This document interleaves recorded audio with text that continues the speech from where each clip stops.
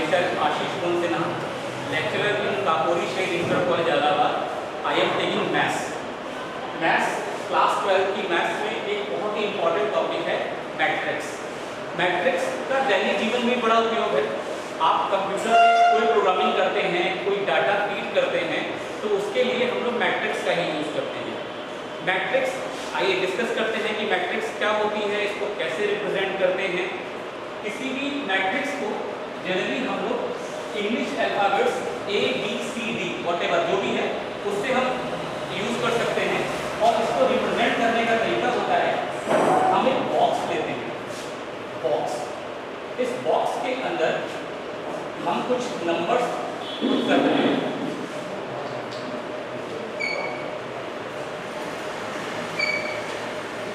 Box, ये box symbol है matrix का, और इसके अंदर जो ये नंबर्स इंट्रोड्यूस किए गए हैं 1 2 3 4 5 6 7 8 9, इनको हम लोग कहते हैं एलिमेंट। एलिमेंट या हिंदी में इसको कहते हैं अवयव।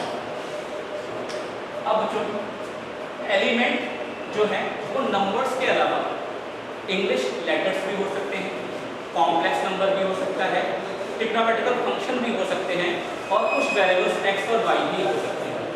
किसी भी मैट्रिक्स को समझने के लिए हमें दो बातों का ध्यान होना बहुत जरूरी है, जिसमें एक है पंक्ति या रो और दूसरा है कॉलम, या इसे हम लोग कहते हैं स्तंभ।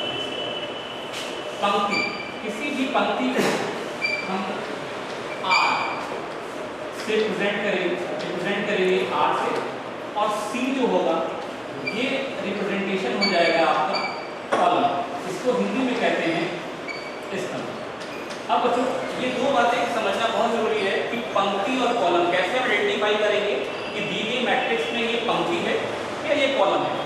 पंक्ति, हॉरिजॉन्टल लाइंस, हॉरिजॉन्टल लाइंस मतलब लाइक दिस लाइन में जो भी एलिमेंट प्रेजेंट होंगे उसे हम पंक्ति या रो कहेंगे। और जो वर्टिकल सिंबल्स, लाइक अगर ये देखिए आप, ये हॉरिजॉन्टल लाइन है, ये भी एक हॉरिजॉन्टल लाइन है, ये भी हॉरिजॉन्टल लाइन है, तो इस मैट्रिक्स में कितनी पंक्तियां हैं? इस मैट्रिक्स में 3 पंक्तियां हैं, और इन तीनों पंक्तियों को हम लोग क्रमशः R1, R2 और R3 से रिप्रेजेंट करते हैं। 3 पंक्तियां, तो उनका रिप्रेजेंटेशन भी R1, R2 और R3 से करते हैं। इसी तरीके से दूसरी बात आती है कॉलम या स्तंभ। कॉलम, वर्टिकल लाइन या वर्टिकल लाइन पर जो भी टर्म्स या नंबर्स आपके प्रेजेंट होंगे उसे हम लोग कॉलम्स कहते हैं। कॉलम, अब यहाँ ध्यान से देखिए, आपके पास 3 कॉलम है, first column, second column and third column. First column को हम C1 से रिप्रेजेंट करेंगे, सेकंड कॉलम को C2 से, और थर्ड कॉलम को C3 से रिप्रेजेंट करेंगे। अब एक क्वेश्चन अराइज होता है, हम आपसे पूछें कि ये बताइए पहली पंक्ति R1 में कौन कौन से अवयव हैं? तो आप तुरंत देखेंगे कि ये R1 पहली पंक्ति है, इस पंक्ति में 1 2 और 3, ये आपके 3 अवयव या 3 एलिमेंट्स हो गए। सेम एज अगर हम आपसे कहें कि भाई तीसरी पंक्ति में कौन कौन से अवयव हैं, तो तुरंत आप R3 देखेंगे, और इसके सामने के जो भी अवयव हैं 7 8 9 7 8 9, ये आपका तीसरी पंक्ति के अवयव हो जाएंगे। इसी प्रकार अगर हम C2 की बात करें, कहें आपके स्तंभ 2 या कॉलम 2 में कौन कौन से अवयव हैं, तो तुरंत आप देखेंगे 2 5 और 8, ये आपके कॉलम 2 के एलिमेंट्स हो जाएंगे। अब अगर आपको एक चीज और समझिए, एक और एग्जांपल लेते हैं, 1 2 -1 0 2 एंड 0, ये दूसरा आप भी लिया हमने, और यहाँ पर फिर कोई क्वेश्चन अराइज, ये बताइए इसमें कितनी पंक्तियां हैं और कितने ही स्तंभ या कॉलम हैं? तो आप ध्यान से देखिए, इसमें 2 पंक्तियां हैं R1 और R2, और कितने कॉलम हैं? 3 कॉलम हैं, C1 C2 और C। इस तरीके से एक और एग्जांपल लेते हैं, मान लेते हैं C कोई मैट्रिक्स है जिसमें 1 2 और -3, इस तरीके से एक मैट्रिक्स है। अब यहाँ पर क्वेश्चन आ रहा है कि भाई कितनी पंक्तियां हैं, कितने कॉलम हैं? तो पंक्ति, क्योंकि हॉरिजॉन्टल लाइन की बात करते हैं, तो R1 फर्स्ट, ये R2 दूसरी पंक्ति, और R3 तीसरी पंक्ति। इसमें सिर्फ एक कॉलम है, इसलिए इसको C1 से रिप्रेजेंट करते हैं। अब इसके बाद एक बात आती है जिसे हम लोग कहते हैं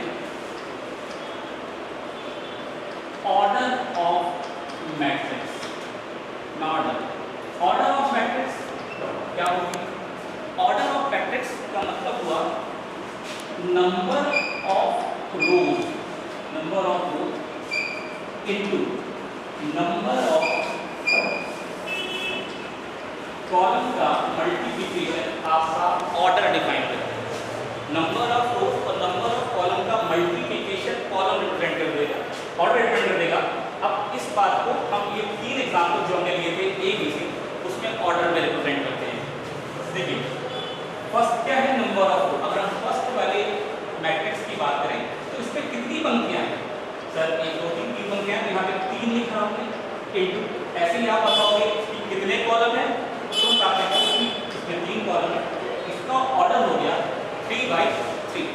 ऐसे ही दूसरी मैट्रिक्स को अगर हम देखें तो इसमें कितनी पंक्तियां हैं? 2 पंक्तियां हैं। तो पहले पंक्तियों की संख्या इनटू कितने कॉलम है? 3 कॉलम है, तो 1 2 3 इनटू 3। इसको हम 2 इनटू 3 या 2 बाई 3 भी कहते हैं। ठीक है, अब इस वाले में बात आते हैं, तीसरे वाले में सी। अब बच्चों ये बताएं कि इसमें कितनी पंक्तियां हैं? तो आपको पता है कि इसमें 3 पंक्तियां हैं, तो 3। अब कितने कॉलम है? 1 कॉलम है, तो 3 बाई 1। इसका ऑर्डर हो गया 3 बाई 1, इसका ऑर्डर हो गया 3 बाई 3, और सेकंड वाले का ऑर्डर हो गया 2 बाई 3। बात समझ में आई? अब हम एक दूसरी बात करते हैं। अभी तक हमने जो बात करी उसमें यह था कि किसी भी मैट्रिक्स को रिप्रेजेंट कैसे करते हैं, उसका ऑर्डर क्या होता है। तो एक क्वेश्चन अराइज हुआ कि अगर हमें ऑर्डर ऑफ मैट्रिक्स या नंबर ऑफ रोज और नंबर ऑफ कॉलम्स पता है तो हम ऑर्डर ऑफ मैट्रिक्स निकाल सकते हैं। वही बात रिवर्स भी होती है कि अगर हमें number of order of matrix पता है तो नंबर ऑफ रोज और नंबर ऑफ कॉलम भी निकाल सकते हैं, लेकिन वो वही होगा जो आपने सोचा, ऐसा पॉसिबल नहीं है। मे बी उसके जितने भी ज़्यादा आउटपुट हो सकते हैं वो सब निकल के आ जाएंगे। जैसे एक सिंपल सी बात करते हैं। एक मैट्रिक्स लिया हमने 1 2 3 4 -1 और 0। सबसे पहले बच्चों आप ये बताएं कि इसका ऑर्डर क्या होगा। तो ऑर्डर के लिए फिर आपके दिमाग में आया कि सबसे पहले क्यों ना हम इसमें पंक्तियों को रिप्रेजेंट कर दें, R1 R2 R3, फिर इसमें कॉलम को रिप्रेजेंट कर दें C1 C2। तो इसका ऑर्डर हो गया 3 बाई 2। 3 बाई 2 ये 3 पंक्तियां और 2 कॉलम। अब अगर ध्यान से देखिए 3 इंटू 2 क्या हो गया? 6। 6 मीन्स ये 6 जो हुए ये हो गए आपके number of elements. Number of elements अगर आप इस मैट्रिक्स को ध्यान से देखिए 1 2 3 4 5 6, ये 6 अवयव हो गए। अगर हमें ऑर्डर पता है तो हम नंबर ऑफ एलिमेंट्स निकाल सकते हैं। और इसका बिल्कुल रिवर्स क्वेश्चन बनता है जो बोर्ड में पूछा भी गया है और पूछा जाता है कि अगर आपको नंबर ऑफ एलिमेंट्स गिवन है, अगर आपको जो गिवन है, जो दिया गया है वो है नंबर ऑफ एलिमेंट्स, और आपसे जो पूछा गया है to find possible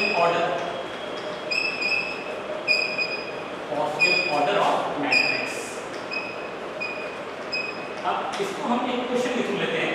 for example हम आपसे कहें कि आपके पास एक मैट्रिक्स ए है जिसमें 12 एलिमेंट्स गिवन है। मैट्रिक्स है 12 एलिमेंट्स और आपसे कहा गया है कि भाई बताइए कितनी पॉसिबल ऑर्डर्स की मैट्रिसेस बन सकती हैं। अब इसको समझने के लिए सबसे पहले जितने एलिमेंट्स दिए हैं इनके आप पॉसिबल फैक्टर्स करें। पॉसिबल फैक्टर्स कैसे ध्यान देंगे? बहुत अच्छे। 12 का फैक्टर 1 इंटू 12, इसका मतलब हुआ कि इसमें एक पंक्ति एक रो और 12 कॉलम 12 स्तंभ होंगे। इसका रिवर्स भी हो सकता है 12 बाई 1। सेम एज अगर हम इसका पुनः फैक्टर करें तो 2 इंटू 6 और इसका रिवर्स 6 इंटू 2 इंटू 6 का मतलब 2 रोज 6 कॉलम्स और 6 इंटू 2 का 6 बाई 2 का मतलब हुआ 6 रोज एंड 2 कॉलम्स। इसलिए फैक्टर एक और हो सकता है 3 इंटू 4, तो इसका मतलब हुआ 3 रोज एंड 4 कॉलम्स। और इसका रिवर्स करें तो 4 बाई 3 4 रोज एंड 3 कॉलम्स। तो बच्चों अगर किसी भी आव्यूह में एलिमेंट्स दिए गए हैं तो उनके पॉसिबल ऑर्डर्स देखिए कितने बने? 6। पॉसिबल आपके ऑर्डर्स होगा, 6 पॉसिबल ऑर्डर्स। ऐसे एक और क्वेश्चन लेते हैं। मान लीजिए हम आपसे कहें कि 24 एलिमेंट्स हैं, यू हैव 24 एलिमेंट्स। अब 24 एलिमेंट्स, तो अब पॉसिबल ऑर्डर्स की बात करते हैं। तो स्टार्टिंग फ्रॉम 1 into 24, ये इसका रिवर्स 24 into 1, यानी कि एक पंक्ति 24 कॉलम या 24 पंक्ति एक कॉलम। दूसरा फैक्टर हो सकता है 2 into 12, 2 rows 12 कॉलम्स, या इसका रिवर्स कर दें 12 into 2, 12 rows and 2 कॉलम्स। इसके चौथा फैक्टर 3, 8 और इसका रिवर्स 8, 3 है। और फैक्टर करें तो 4 into 6 and 6 into 2। इसके अलावा इसके कोई और फैक्टर्स नहीं हो सकते हैं। तो जो पॉसिबल ऑर्डर्स आपके बने वो बच्चों बने 8 पॉसिबल ऑर्डर की मैट्रिसेस आप बना सकते हैं। तो ये आ गया आपका, किसी भी अगर नंबर ऑफ एलिमेंट्स दिए गए हैं तो हम कितनी पॉसिबल ऑर्डर्स की मैट्रिसेस बन सकती हैं वो निकाल सकते हैं। अब एक और बात करते हैं, अगर अभी तक जो हमने नंबर्स दिए थे वो इवन नंबर्स थे। अगर हम एक प्राइम नंबर ले लें, फॉर एग्जांपल 13 ले लें, एक ऑब्जेक्ट है जिसमें 13 एलिमेंट्स हैं और आपसे कहा गया है कि उस ऑब्जेक्ट के पॉसिबल ऑर्डर्स बताइए। तो 13 के हम फैक्टर करेंगे, स्टार्टिंग फ्रॉम 1 into 13 या फिर 13 into 1। इसके अलावा इसके कोई और फैक्टर हो ही नहीं सकते हैं। यहाँ 1 into 13 का मतलब 1 रो 13 कॉलम्स, और 13 into 1 का मतलब हुआ 13 रोज एंड 1 कॉलम। तो इसका मतलब ये हुआ कि only 2 possible orders are, only 2 orders are possible. तो ये आपका 1 into 3 या 1/3, 13 1/13 और 13/1, इस तरीके से आपके 2 possible orders matrices find out हुए। अभी तक जो डिस्कस किया उसमें ये था कि अगर आपको एलिमेंट्स दिए हैं तो आप ऑर्डर निकाल सकते हैं, और अगर ऑर्डर दिया है तो आप एलिमेंट्स निकाल सकते हैं। अब हम बात करते हैं किसी भी मैट्रिक्स का जनरल रिप्रेजेंटेशन क्या होता है। जनरल रिप्रेजेंटेशन, किसी भी मैट्रिक्स का जनरल रिप्रेजेंटेशन होता है बॉक्स के अंदर Aij m/n। देखिए Aij होता है point of intersection of ith row and jth column. ये बात समझिएगा पहले, उससे पहले एक बात समझिए, m आपको क्लियर है, m क्या है, नंबर ऑफ रोज, और n क्या है, नंबर ऑफ कॉलम्स। अब इसको समझिए, Ai में ith रो हमेशा वर्टिकल लेते हैं और कॉलम को हमेशा हम लोग वर्टिकल लेते हैं। ये जहां पर कट करेंगे, ये जो पॉइंट आएगा, इस पॉइंट पर जो भी एलिमेंट होगा वो आपका Aij पोजीशन हो जाएगी, Aij ये आपकी ith रो हो गई और ये आपकी jth कॉलम हो गई। अब इसको थोड़ा और डिस्क्राइब करते हैं, ध्यान से देखिए। पहले कुछ एग्जाम्पल से चलते हैं, फिर जनरलाइज कर देंगे। फॉर एग्जाम्पल हमारा अगर आपसे कहें कि आपके पास सिर्फ 2/2 एक 2/2 ऑर्डर की मैट्रिक्स, तो इनकी पॉसिबल एलिमेंट्स की जो पोजीशन है वो क्या हो सकती है, इसको समझने के लिए अब क्योंकि 2 पंक्तियां हैं तो 2 पंक्तियां R1 R2 से आपने रिप्रेजेंट कर दिया, और 2 कॉलम है इनको C1 और C2। अब अगर हम R1 को आगे बढ़ाएं और C1 को नीचे लाएं तो ये जो पॉइंट आएगा ये आपका हो जाएगा A11, मतलब फर्स्ट रो और फर्स्ट कॉलम का इंटरसेक्शन पॉइंट। सेम है अगर हम R1 को आगे बढ़ाएं और C2 को नीचे लाएं तो ये पोजीशन कौन सी हो जाएगी, ये पोजीशन हो जाएगी A12। सबसे पहले हम रो की नंबर लेते हैं, उसके बाद हम कॉलम का नंबर लेते हैं। ऐसे ही सेकंड पोजीशन, इस पोजीशन का आगे चार्ट वाले पे अब हम R2 को आगे बढ़ाएं और C1 को नीचे लाएं तो बच्चों ये A21 हो जाएगा।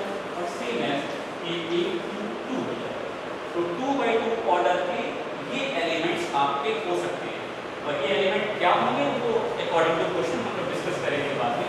तो जनरलाइज वे की बात करें, अगर एक मैट्रिक्स में n रोज हैं और n कॉलम हैं, तो R1 R2 so on Rn और C1 C2 Cn, ये आपकी n रोज होगी। अगर फर्स्ट रो और फर्स्ट कॉलम का intersection point A11, first row और सेकंड कॉलम का A12 सेम एज A13 और डॉट डॉट डॉट लास्ट में A1। Is it clear? First row first column, first row second column, first row third column, और ऐसे ही first row nth column. ऐसे ही R2 को start करते हैं तो second row first column, second row first column, second row second column, second row third column और लास्ट में सेकंड रो और nth कॉलम। इस तरीके से डॉक्टर आप आगे बढ़ते रहिए, थर्ड फोर्थ फिफ्थ, और अगर हम nth रो पे पहुंचेंगे तो nth row first column, nth row second column, nth row third column और लास्ट में nth रो nth। तो ये जनरल रिप्रेजेंटेशन हो गया किसी भी मैट्रिक्स को रिप्रेजेंट करने का। अब एक क्वेश्चन के थ्रू इस टॉपिक को समझने की कोशिश करते हैं। अगर आपसे कहा जाए, ये एग्जांपल लेते हैं, कंस्ट्रक्ट अ मैट्रिक्स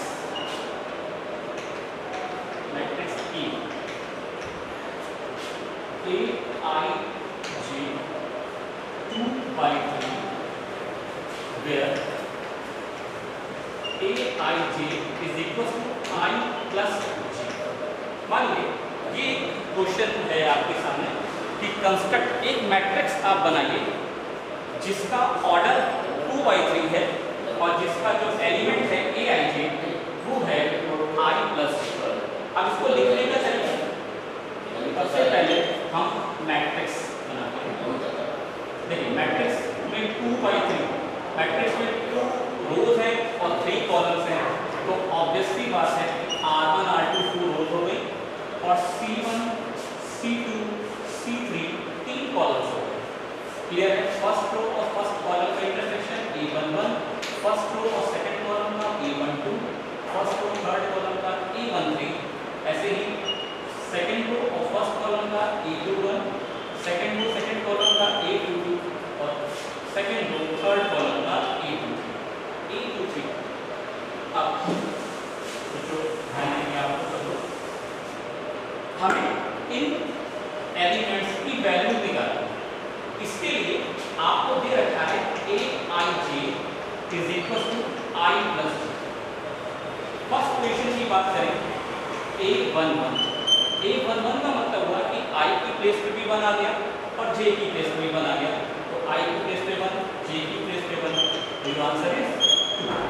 सेम है, आप A12 निकालिए, जब A12 निकालते हैं तो I की प्लेस पर 1 और J की प्लेस पर 2, 1 प्लस 2 3, और सेम है जब आप A13 निकालते हैं तो I की प्लेस पर 1 और J की प्लेस पर 3, 1 प्लस 3 ये हो गया 4।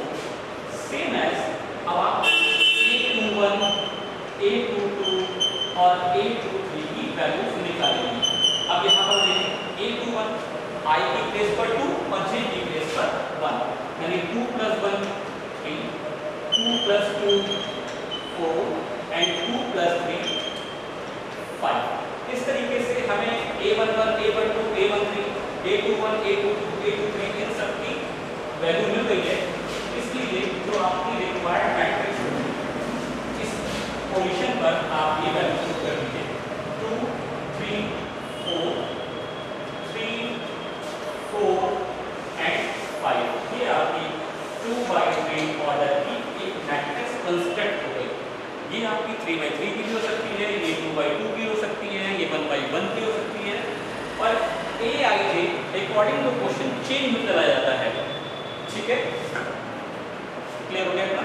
अब आगे कंस्ट्रक्शन ऑफ मैट्रिक्स हो गई, फॉर्मेशन ऑफ मैट्रिक्स हो गई। अब हम लोग डिस्कस करते हैं equality of matrix. Equality of matrix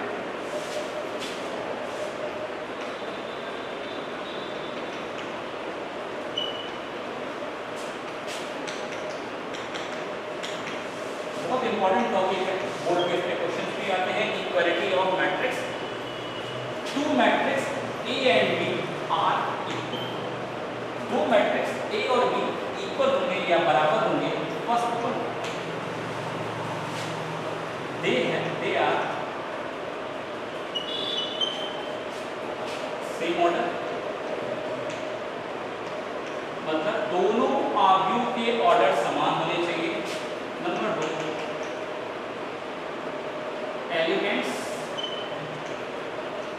element of corresponding positions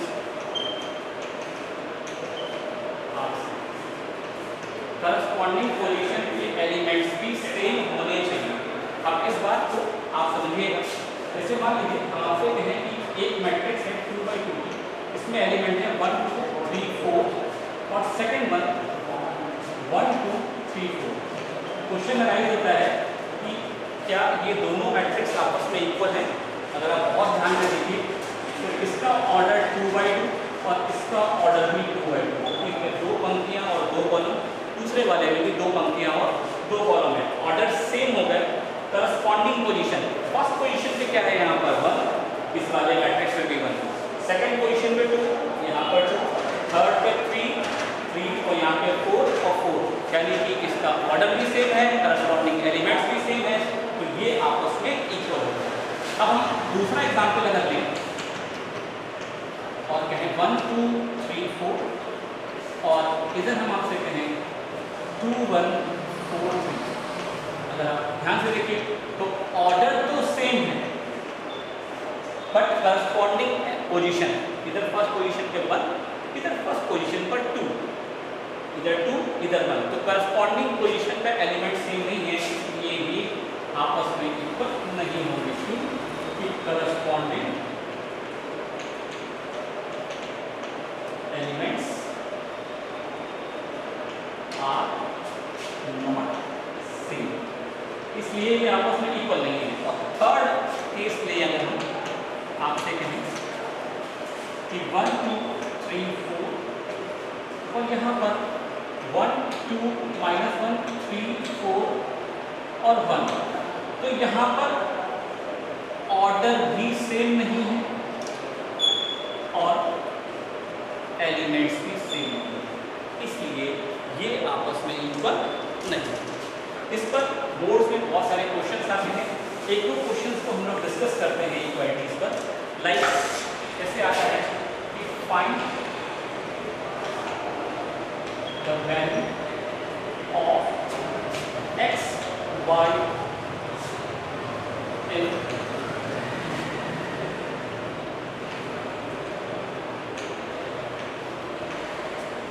given equation।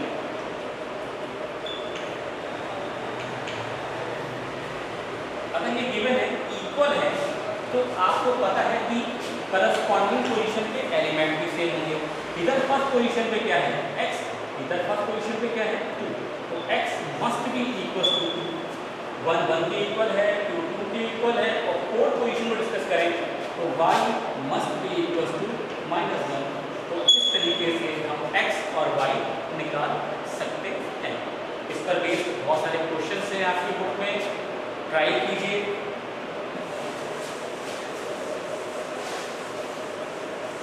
एक क्वेश्चन और डिस्कस करते हैं, एक अगेन दूसरा क्वेश्चन।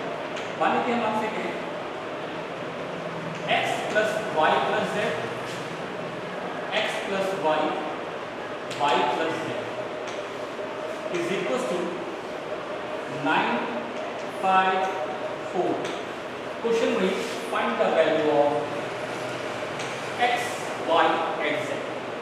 अब according to question both are same because their order 1/3 sorry 3/1 and 3/1 same and corresponding elements are also equal। That means the first element x + y + z must be equal to 9, is your first equation, same as x + y must be equal to 5, second equation, and y + z is equal to 4, it's your third equation। Now we find x y z। So from first put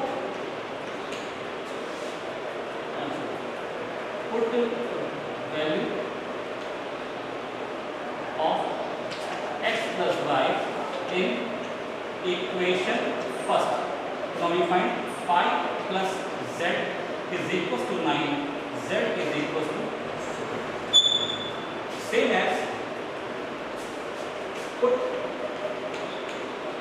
value of y plus z in first, तो ये हो जाएगा x plus 4 is equals to 9, x is equals to 5, x की value मिल गई, z की value मिल गई।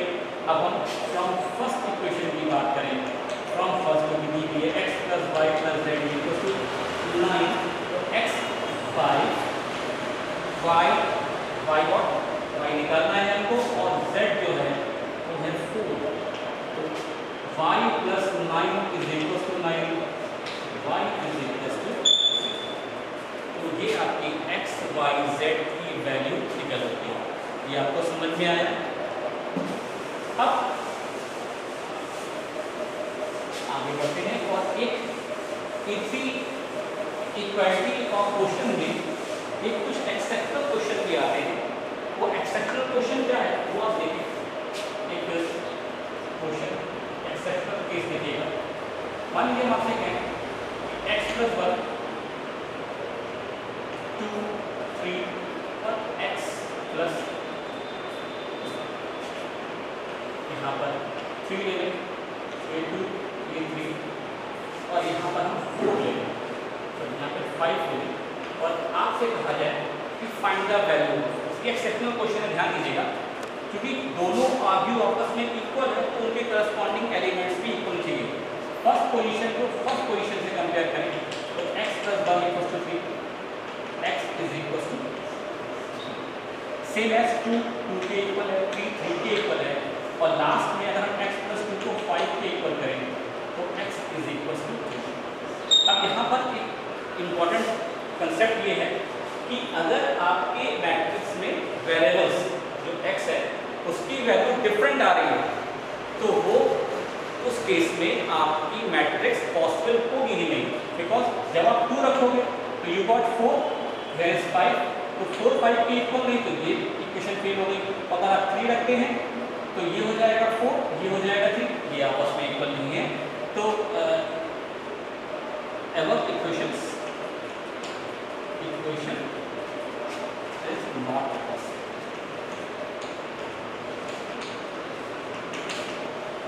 तो अभी तक जो हमने डिस्कस किया है उसमें कि what is matrix, formation of matrix, order of matrix, construction of matrix, अब इक्वालिटी ऑफ मैट्रिक्स। अब हम लोग टाइप्स ऑफ मैट्रिक्स की बात करते हैं। टाइप्स ऑफ मैट्रिक्स बहुत ही इंपॉर्टेंट कंसेप्ट।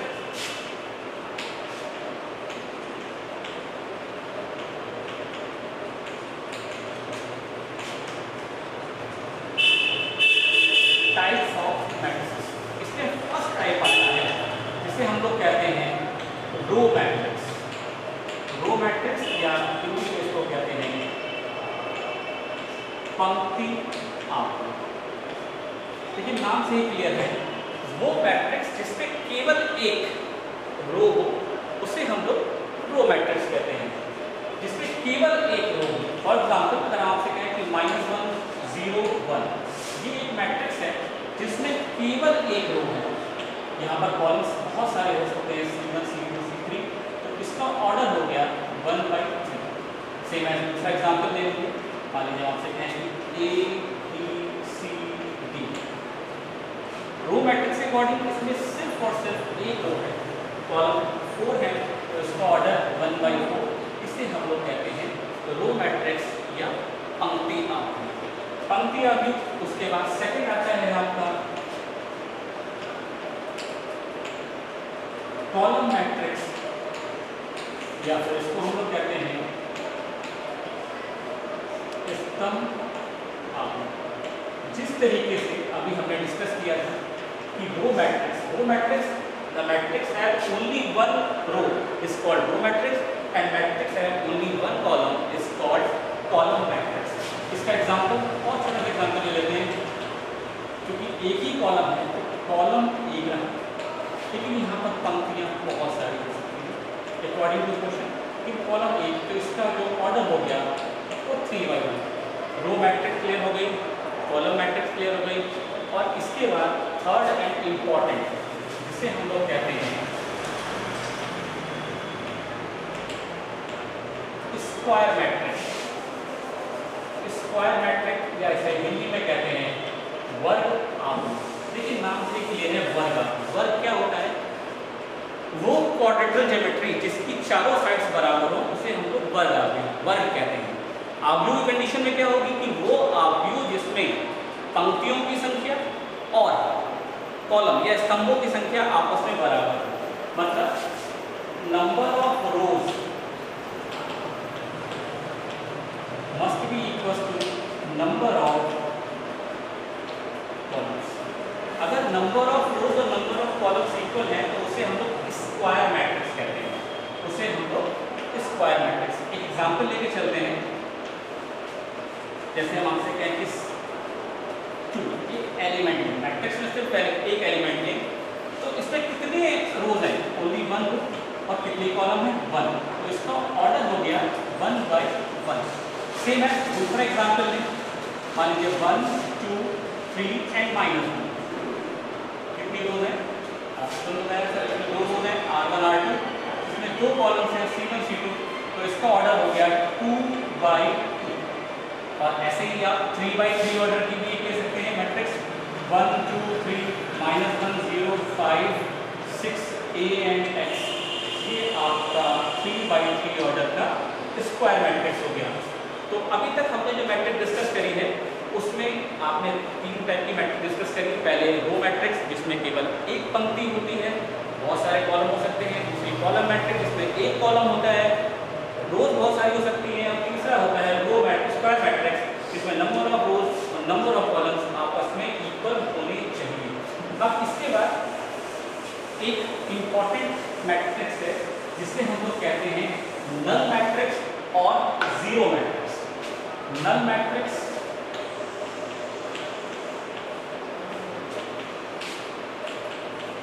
और जीरो मैट्रिक्स। नाम से ही क्लियर है, शून्य आव्यूह। शून्य आव्यूह जीरो मैट्रिक्स वो मैट्रिक्स जिसमें सभी अवयव एलिमेंट्स जीरो होते हैं उसे हम लोग नल मैट्रिक्स या फिर जीरो मैट्रिक्स कहते हैं। ये किसी भी ऑर्डर की हो सकती है। यहाँ पर ऑर्डर डजंट मीन, तो ये आपका स्क्वायर, ये आपका जो है नल मैट्रिक्स रहेगी जिसके प्रत्येक अवयव शून्य होते हैं। अब हम आपको 3 और मैट्रिक्स के टाइप बताएंगे जो लगभग हैं एक ही जैसे। ये आइडेंटिफाई आपको करना है कि कैसे मैट्रिक्स में कौन सी मैट्रिक्स यूज करेंगे। वो 3 मैट्रिक्स हैं, scalar matrix, diagonal matrix and identity matrix. तो फर्स्ट ऑफ ऑल हम डिस्कस करेंगे डायगोनल मैट्रिक्स। डायगोनल मैट्रिक्स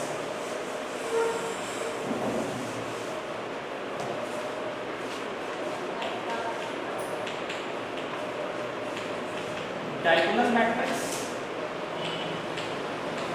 जिसको हम लोग कहते हैं विकर्ण आव्यूह। जो भी मैट्रिक्स हम डिस्कस करेंगे उसका एक जरूरी पार्ट है कि वो मैट्रिक्स स्क्वायर होनी चाहिए, क्योंकि जब स्क्वायर होगी तभी हम उसके विकर्ण या डायगोनल की बात करेंगे।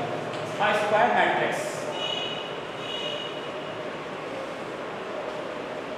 जिसमें सिर्फ leading diagonal elements, leading diagonals means 1 2 3, इसके अलावा जितनी भी पोजीशन है उन सब पर एलिमेंट 0 होना चाहिए। अब बात होती है लीडिंग डायगोनल की।